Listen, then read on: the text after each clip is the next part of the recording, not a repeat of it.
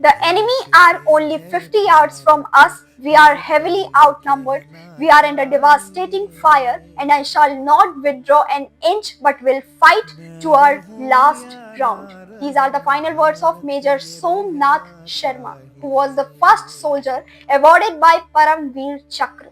Major Sharma का जन्म कांगड़ा जिला, जो कि अब हिमाचल प्रदेश में है, उसके दद गांव में हुआ था। उनके पिता मेजर जनरल अमरनाथ शर्मा भारतीय सेना में उच्च पद पर थे। साथ ही छोटे भाई लेफ्टिनेंट जनरल सुरेंद्र नाथ शर्मा बाद में सेना के इंजीनियर इन चीफ बने। 1942 में उनकी पहली पोस्टिंग 19वीं हैदराबाद रेजिमेंट में हुई।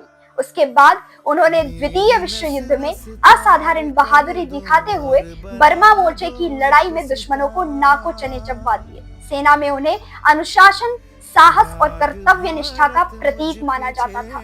आजादी के कुछ ही महीनों बाद पाकिस्तानी कबायलियों ने कश्मीर में आक्रमण कर दिया और तभी भारतीय सेना को हवाई मार्ग से श्रीनगर भेजा गया ताकि घाटी को सुरक्षित बचाया जा सके। चौथी कुमाऊं बटालियन की डी कंपनी की जिम्मेदारी मेजर सोमनाथ शर्मा को सौंपी गई, जिन्हें बडगाम की सुरक्षा करनी थी। उनकी कंपनी में मात्र 120 सैनिक थे, जबकि दुश्मनों की तादाद लगभग 700 थी।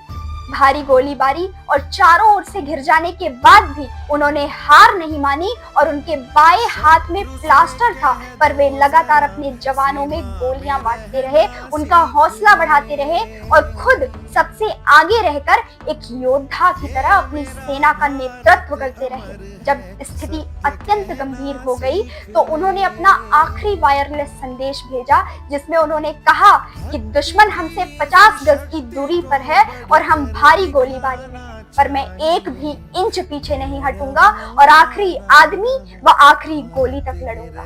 धन्य है ऐसे सपूत को, राष्ट्र सेवा का ऐसा जज्बा कि मौत की आंखों में आंखें डालकर भी मुस्कुराते हुए रणभूमि की बागडोर को संभाला।